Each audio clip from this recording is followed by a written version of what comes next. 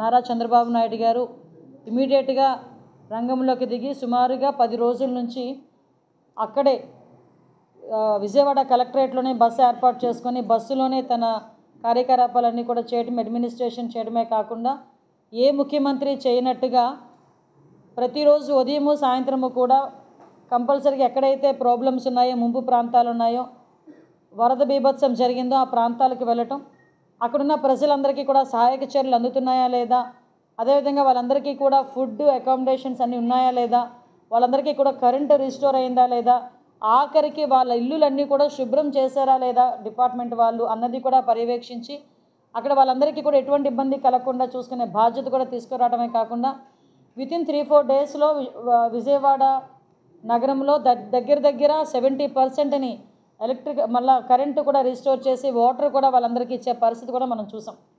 అంటే ఒక ముఖ్యమంత్రి ఒక డిజాస్టర్ మూమెంట్లో, ప్రజలకు ఇబ్బంది కలిగే మూమెంట్లో ఏ రకంగా అలర్ట్గా ఉండాలి, ఏ రకంగా సహాయక చర్యల్లో పాల్గొనాలి, ఏ రకంగా మేనేజ్మెంట్ చేయాలి అన్న విషయం మీద ప్రపంచం మొత్తంలో ఏ రాజకీయ నాయకుడైనా చంద్రబాబు నాయుడు గారిని చూసి నేర్చుకోవచ్చు అనేటట్టుగా ఆయన క్రైసిస్ మేనేజ్మెంట్ చేయడం అన్నది మనం అందరం కూడా చూసాం. ఇదే ఫస్ట్ కాదు, ఇంతకుముందు మన హుద్హుద్ జరిగినప్పుడు కానీ, తిత్లీ జరిగినప్పుడు కానీ, అదేవిధంగా ప్రతిపక్ష నాయకుడిగా ఉండేటప్పుడు కూడా రాష్ట్రంలో ఎక్కడైనా వరదలు జరిగినా, బీభత్సం ఏదైనా వచ్చినా, నేషనల్ కెలామిటీస్ ఏదైనా వచ్చినా తెలుగుదేశం పార్టీ కార్యకర్తలని కూడా అలర్ట్ చేసి సహాయక చర్యల్లో పాల్గొనేటట్టుగా చేసిన పరిస్థితి కూడా మనందరికీ కూడా తెలుసు. ఇటువంటి పరిస్థితుల్లో మొన్న సంభవించిన వరద ఏదైతే ఉందో ఆ టైంలో మనకి విపరీతంగా మన 31st ఫస్ట్ ఆ టైంలో, సెకండ్ ఆ టైంలోని విజయవాడకు వచ్చిన వరద ముంపు ప్రాంతాలన్నిటికీ కూడా ఆయన చూసి ఇమీడియట్గా అక్కడే కూడా బస్సు ఏర్పాటు చేసుకొని ప్రతి ఒక్క వార్డుకి కూడా ఒక సీనియర్ ఐఏఎస్ ఆఫీసర్ని ఏర్పాటు చేసి ఒక్కొక్క మంత్రిని అలాట్ చేసి ఒక్కొక్క ఎమ్మెల్యేని కూడా వాళ్ళకి ఇక్కడ పెట్టి ప్రతి ఒక్కటి కూడా రీస్టోర్ చేసి సహాయక చర్యల్లో భాగంగా అగ్గిపెట్టి, లైటరు, కొవ్వొత్తులు కూడా పంపిణీ చేశారంటే ఒకసారి మనం కూడా ఆలోచన చేసుకోవాలి. అదేవిధంగా ఫ్లడ్ అంతా వెళ్ళిపోయిన తర్వాత కూడా ఇల్లులు శుభ్రం చేసుకోవడానికి వాళ్ళ దగ్గర వాటర్ ఉంటుందో ఉండదో అని ఆ వాటర్ని కూడా మనకి ఫైర్ ఇంజన్స్ ద్వారా ఇల్లులను కూడా శుభ్రం చేయించి రోడ్లను శుభ్రం చేశారు. వాటర్ ఎక్కువగా ఉన్న చోట ఫుడ్ సప్లైకి కూడా డ్రోన్స్ని కూడా ఉపయోగించుకున్నాం, హెలికాప్టర్స్ని ఉపయోగించుకున్నాం, సెంట్రల్ గవర్నమెంట్ సపోర్ట్ని తీసుకున్నాం, సెంట్రల్ గవర్నమెంట్ టీంని తెప్పించుకున్నాం. బుడమేరు బ్రీచ్ని కూడా ఇమీడియట్గా అది రీస్టోర్ చేయడానికి నిమ్మల రామానాయుడు గారు అక్కడే కూర్చొని మన ఇండియన్ ఆర్మీ వాళ్ళు కూడా వచ్చి ఇమీడియట్గా బ్రీచెస్ అన్నీ కూడా క్లోజ్ చేయడం కూడా మనకు జరిగింది. అంటే ఎందుకు మళ్ళీ ఇవన్నీ మాకు తెలిసిన విషయాలే కదా మేడం, మళ్ళీ ఎందుకు చెప్తున్నారంటే కంపల్సరీగా ఒక నాయకుడు అన్న వ్యక్తి ఏ విధంగా పని చేయాలి, పని చేస్తున్నారని చెప్పడానికి మీకు మళ్ళీ ఇంకొకసారి గుర్తు చేస్తున్నాం. అదేవిధంగా వాళ్ళకి ఫుడ్, అదేవిధంగా బ్రెడ్, బిస్కెట్లు అన్నీ కూడా సప్లై చేశాం. ఇవన్నీ చేయటం ఒక ఎత్తు అయితే ఒక ప్రతిపక్ష నాయకుడు హోదా లేనప్పటికీ ఒక ప్రతిపక్ష పార్టీకి నాయకుడిగా ఉన్న జగన్మోహన్ రెడ్డి ఏదో 2 సార్లు ఒక 10 నిమిషాలు బయటకు వచ్చి గవర్నమెంట్ మీద బురద జల్లి వెళ్ళిపోయిన పరిస్థితి గమనించాం. ఇవన్నీ ఒక ఎత్తు అయితే నేను అక్కడ ప్రత్యక్ష సాక్షిని, విజయవాడలో నేను ఉన్నాను, డే ఫస్ట్ నుంచి కూడా నేను ఉన్నాను విజయవాడలో. సుమారుగా ప్రకాశం బ్యారేజ్కి దగ్గర 11.4 లక్షల క్యూసెక్ వాటర్ వచ్చింది.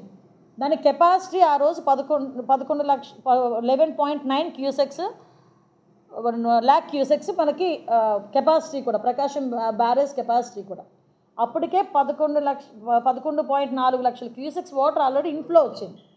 అటువంటి సమయంలోనే దాన్ని ఎలాగ మనం ఎదుర్కోవాలని చెప్పి మేమందరం కూడా ఇరిగేషన్ డిపార్ట్మెంట్, అన్ని డిపార్ట్మెంట్ వాళ్ళు అనకూడదు కానీ దేవుడి మీద భారం వేసి మేమందరం కూడా వెయిట్ చేస్తున్నాం, ఎక్కడ కూడా అలాంటి ఆపద జరగకూడదు అని ప్రతి ఒక్కరం కూడా వెయిట్ చేస్తున్నాం. పక్కన జరిగిన డిజాస్టర్కి రిలీఫింగ్ ఒక పక్క నుంచి ఇవ్వటం, ఒక పక్క నుంచి ఇవన్నీ కూడా చాలా షెడ్యూల్స్లో ఉంటే ఆదుకోవలసిన చేయి కూడా ఈరోజు డిస్ట్రాయ్ చేయడానికి రెడీ అయిందంటే వాళ్ళని దేశద్రోహులు అనాలా వద్దా మీరే నిర్ణయించుకోవాలి. ఎందుకు ఈ మాట చెప్తున్నానంటే ప్రకాశం బ్యారేజ్ దగ్గర 1957లో ప్రకాశం బ్యారేజ్ నిర్మించారు. ప్రకాశం బ్యారేజ్లోని ఎప్పుడైతే ప్రకాశం బ్యారేజ్ నిర్మాణం జరిగిందో ఆ ప్రాంతంలోని అన్ని రూపురేఖలన్నీ కూడా మారిపోయినాయి. దగ్గర 20 లక్షల ఎకరాలకి సాగునీరు అందుతుంది, కొన్ని లక్షలాది మందికి తాగునీరు అందుతుంది.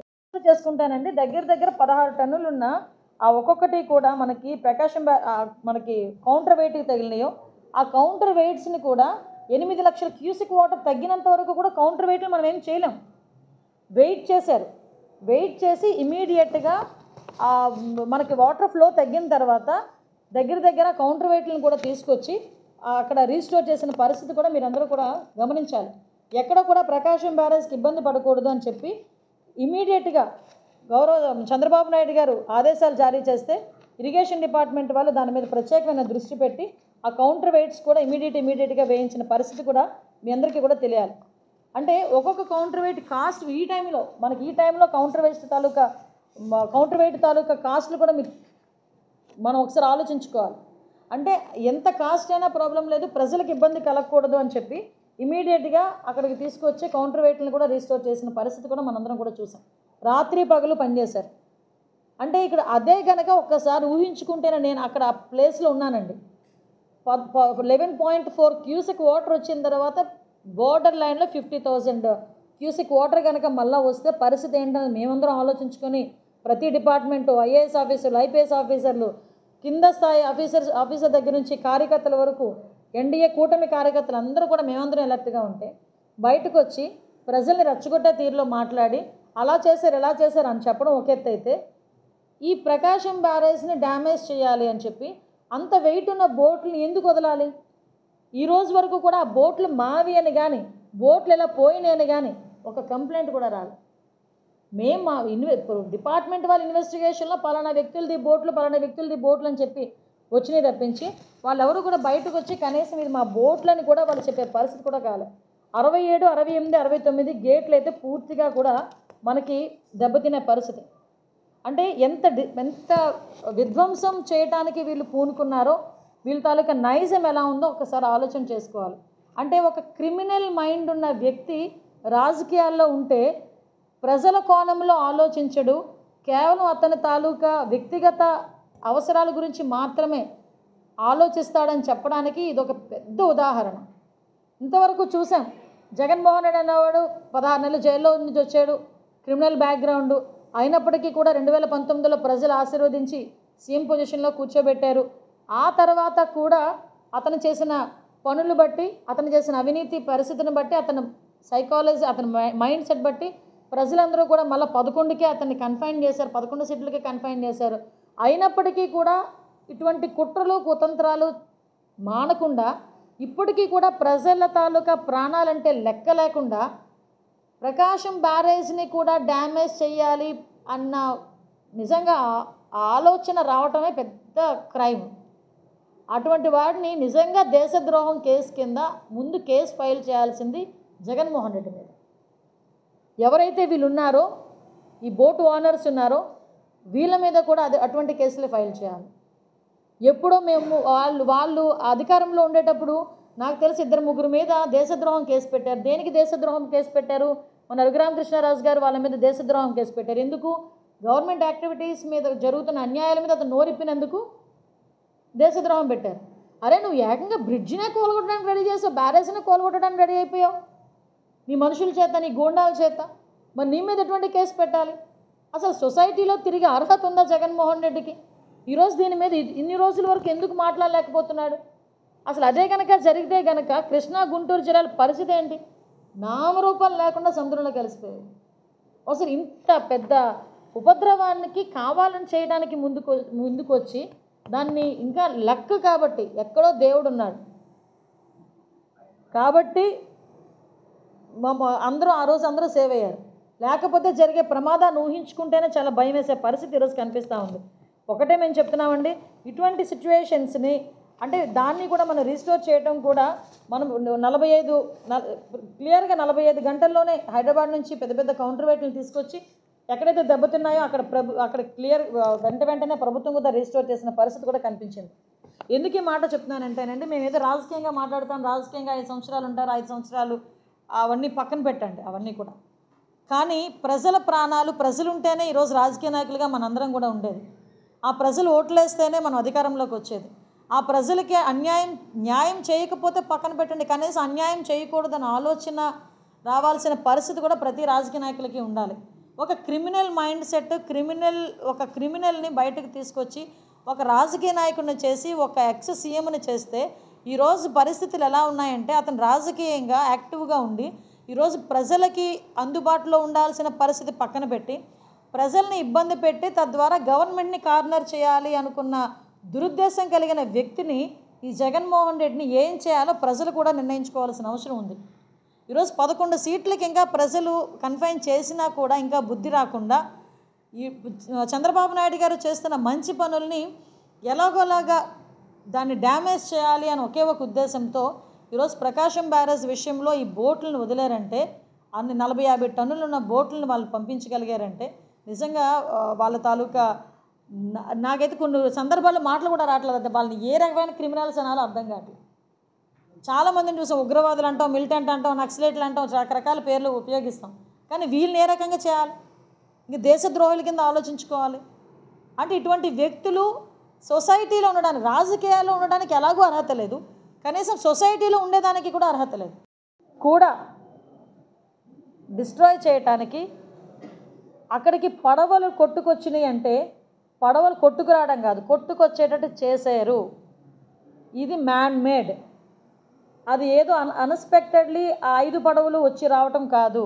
అక్కడ క్లియర్గా మేము అప్పుడు మీరు అనుకున్నట్టే అక్కడికి వచ్చేసరికి ఆ కౌంటర్ వెయిట్లు ఏదైతే కొట్టినాయో కౌంటర్ వెయిట్లు కొట్టేసరికి నిజంగా కొట్టుకొచ్చినాయేమో అని చాలామంది అనుకున్నాం.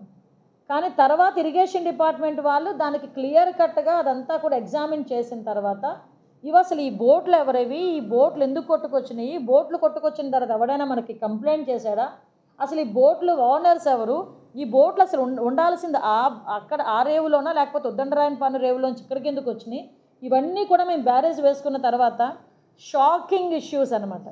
లిటరల్లీ చెప్పాలంటే అంటే ఒక ఇప్పుడున్న చంద్రబాబు నాయుడు గారి గవర్నమెంట్ మీద, ఎన్డీఏ గవర్నమెంట్ మీద బురద జల్లటానికి ఏదో ఒక రకంగా నెపం వేయటానికి ప్రజల ప్రాణాలని కూడా లెక్క చేయకుండా వాళ్ళు విధ్వంసం సృష్టించడానికి రెడీ అయ్యారు అంటే అలాంటి వాళ్ళని దేశద్రోహుల కింద తీసుకోవాల్సిన పరిస్థితి ఈరోజు మనందరికీ కూడా కనిపిస్తుంది.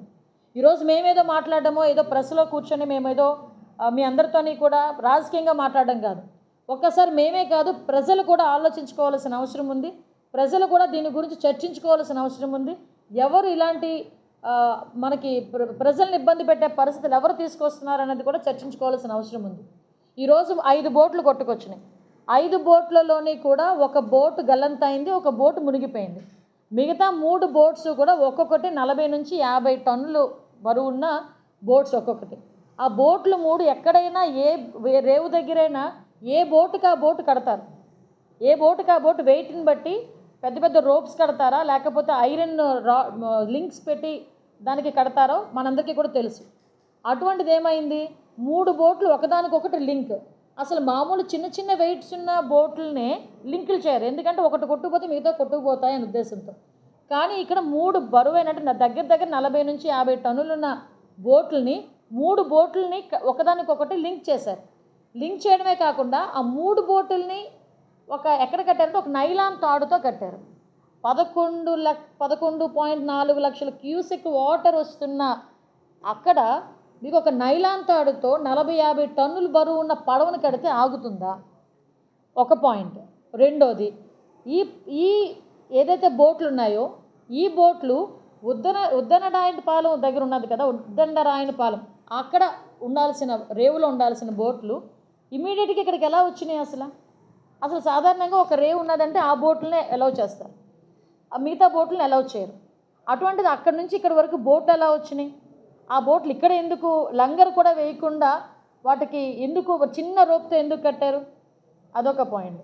ఈరోజు అంత బరువున్నవి కొట్టుకొని వచ్చి అక్కడ కౌంటర్ వెయిట్ 16 టన్నులున్న కౌంటర్ వెయిట్ కొట్టేవి కాబట్టి సరిపోయింది. అదే కనుక పిల్లర్ని తాకి పిల్లర్కి ఏదైనా డ్యామేజ్ జరుగుంటే ఒక్కసారి మనం జరగబోయే పరిణామాలు ఊహించుకోవడానికే చాలా భయంకరమైన పరిస్థితి. కొన్ని వేల మంది, లక్షల మంది ప్రాణాలు గాల్లో కలిసిపోయేవి. ఎంత పెద్ద ప్రమాదం జరిగేదో మనందరికీ కూడా ఊహించుకోవడానికే చాలా భయంగా ఉంది. అంటే అటువంటి ప్రమాదం జరగాలని ఇంటెన్షనల్గా ఆ కార్యక్రమానికి శ్రీకారం చుట్టిన వాళ్ళని ఏమి చేయాలి అన్నది ప్రజలే నిర్ణయించుకోవాల్సిన అవసరం ఉంది. దీని మీద ఇరిగేషన్ డిపార్ట్మెంట్ వాళ్ళు పోలీస్ డిపార్ట్మెంట్కి కంప్లైంట్ చేస్తే దాని మీద మేమందరం కూడా ఒకసారి పోలీస్ డిపార్ట్మెంట్ వాళ్ళు, మా డిపార్ట్మెంట్ వాళ్ళు ఎంక్వైరీ చేస్తే ఆ బోట్లు తలగా ఓనర్స్ కూడా ఉషాద్రి అనే ఒకతను, కోమటి రామ్మోహన్ అని ఇద్దరికి సంబంధించిన బోట్లవి. వాళ్ళిద్దరూ ఏంటి అసలు వాళ్ళంటే, ఈ బోట్లకి కూడా వైఎస్ఆర్సీపీ కలర్స్ ఉన్నాయి. అసలు సాధారణంగా వైఎస్ఆర్సీపీ కలర్స్ ఎందుకు ఉన్నాయని దాని కోణంలో మేము ఆలోచించుకుంటే, వాళ్ళు నందిగామ సురేష్ ఎవరైతే ఎక్స్ ఎంపీ ఉన్నాడో ఆ నందిగామ సురేష్ తాలూకా ఇసుక లూటీకి వాటికి ఏంటంటే వైఎస్ఆర్సీపీ రంగులుంటే ఇంక వాడిని ఎవడు ముట్టుకోక్కర్లే, అంటే ఒక ఏదో పేటెంట్ రైట్ ఇచ్చేసినట్టే. కాబట్టి దానికి వైఎస్ఆర్సీపీ రంగులు వేసుకొని అందులో ఇసుక బిజినెస్ అనేది చేశారు. ఆ బోట్లు తీసుకొచ్చి ఇక్కడ మళ్ళీ ఈ విధ్వంసం సృష్టించడానికి అవే బోట్లను తీసుకొని వచ్చారు. ఈ ఉషాద్రి అదేవిధంగా కోమటి రామ్మోహన్ ఇద్దరు కూడా ఎవరైతే తలసిల రఘురామ్, ఆయన ఎమ్మెల్సీ, వైఎస్ఆర్సీపీ ఎమ్మెల్సీ, ఆయన ప్రోగ్రామ్ కోఆర్డినేటర్, మొత్తం తాడేపల్లి ఆ ఏరియా అంతటికీ కూడా ex chief minister Jaganmohan Reddy తాలూకా ప్రోగ్రామ్ కోఆర్డినేటర్, ఆయన తాలూకా బంధువులది ఈ బోట్. అదేవిధంగా నందిగామ సురేష్ ఎవరైతే ఉన్నారో ఎక్స్ ఎంపీ, అతని తాలూకా అనుచరులది ఈ బోట్స్. వీళ్ళు ఇంటెన్షనల్గా తీసుకొచ్చి అక్కడ ఆ బ్యారేజ్ని డ్యామేజ్ చేద్దాము అని, ఆ డ్యామేజ్ అయిన తర్వాత ఆ తాలూకా బురదను తీసుకొచ్చి గవర్నమెంట్ మీద రుద్దుదాము అని చెప్పి ఇంటెన్షనల్గా చేసింది ఇది అని పోలీస్ డిపార్ట్మెంట్ వాళ్ళ దర్యాప్తులో కూడా ఇది రుజువైంది. డెఫినెట్గా పెడతాం, అది అందులో తేడా ఏమీ లేదు. ఎందుకంటే ఆల్రెడీ ఇద్దరిని అదుపులో కూడా తీసుకున్నారు. ఇరిగేషన్ డిపార్ట్మెంట్ వాళ్ళు ఇచ్చిన కంప్లైంట్ని బేస్ చేసుకొని అండ్ సెక్షన్ 125 and 326B కూడా అందులోని వేస్తున్నారు. కంపల్సరీగా వాళ్ళు ప్రూవ్ అయితే కనుక రాజద్రోహం కేసు పెట్టడానికి కూడా వెనుకండి తీసుకున్నారండి. రాష్ట్ర ముఖ్యమంత్రి జేసీబీ లేకుండా జరగాల్సిన అవసరం ఏంటి? కరెక్ట్గా కూర్చున్న అధికారులందరినీ సమీక్షించాలి, ఎక్కడ ఏం జరుగుతుందో చూసుకోవాలి. ఆయన వచ్చి ఆ విన్యాసాలు మేము చూడలేకపోతున్నాం అని చెప్పి కాదు. విషయం ఏంటంటే 2019 నుంచి 24 వరకు వాళ్ళు హెలికాప్టర్లో తిరగబట్టే 11కి వచ్చారు. అర్థమైందా? హెలికాప్టర్లో తిరిగి హాయ్ హాయ్ బాయ్ బాయ్ చెప్పినందుకే 11 సీట్లకు తీసుకొచ్చి కూర్చోబెట్టారు. చంద్రబాబు నాయుడు గారి పనితనం ఎలా ఉంటుందో ఇంతకుముందు తెలుగుదేశం పార్టీ నాయకుడిగా ఉన్న అతనికి బాగా తెలుసు. ఈరోజు కొత్తగా చెప్పక్కర్లే, అతని విన్యాసాలు కాదు అవి. మీరు వచ్చి ఒకసారి డ్రైన్ వాటర్లో కూడా దిగుతున్నాడు ఆయన ఒక సీఎం. ఎందుకు? అక్కడ ప్రజల కష్టాలు దగ్గరుండి తెలుసుకొని వాళ్ళ బాధలు, కనీసం బాధలో ఉన్నవాడి దగ్గరికి మనం వెళ్తే ఆ బాధ చెప్పుకునేటప్పుడు వింటే చాలు, కొంత బాధ తగ్గుతుంది. మనం తర్వాత మన సహాయక చర్యలు, మొన్నటి వరకు వినేవాడు లేడురా బాబు, మాకు వినే నాదుడు లేడురా బాబు అని గొగ్గోలు పెట్టారు ప్రజలందరూ. కానీ ఈరోజు ఒక ముఖ్యమంత్రి స్థాయిలో వ్యక్తి అక్కడికి వెళ్ళేటప్పుడు అప్రోచింగ్ కూడా ట్రాక్టర్ మీద వెళ్ళేదానికి కూడా అవ్వకపోతే ఒక జేసీబీ మీద వెళ్తున్నారు. వెళ్ళి ప్రజల దగ్గరికి వెళ్ళి వాళ్ళకి అన్నీ అందుతున్నాయా లేదా, వాళ్ళకి సహాయక చర్యలు అందుతున్నాయా లేదా, రేషన్ అందుతుందా లేదా, కరెంట్ వచ్చిందా లేదా, వాళ్ళకి శుభ్రాలు అయినాయా లేదా, ఇటువంటి మెడికల్ ఇష్యూస్ రాకూడదు అని చెప్పి స్వయంగా వెళ్తే నీకేంటి నొప్పి? ఒక్కసారి నేను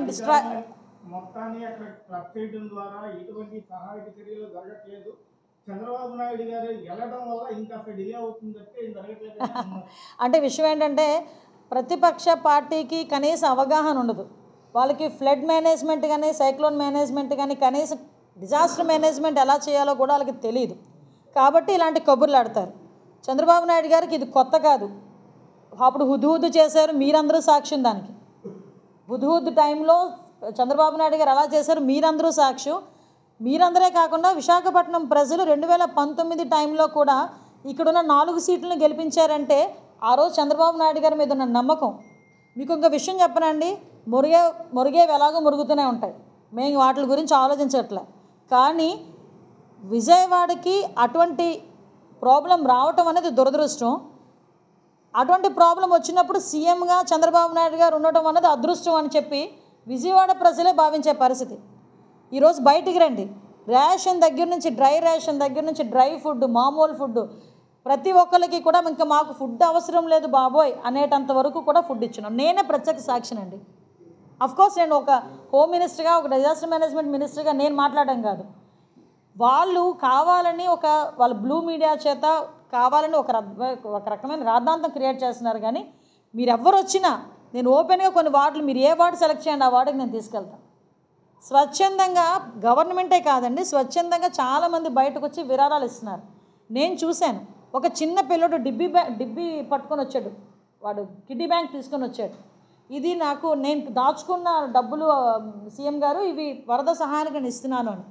ఆ బుద్ధి కూడా, ఆ కామన్ సెన్స్, ఆ మినిమం హ్యూమన్ యాంగిల్ కూడా లేకపోతే, హ్యుమానిటీ యాంగిల్ కూడా లేకపోతే జగన్మోహన్ రెడ్డికి ఎందుకండి వీళ్ళు?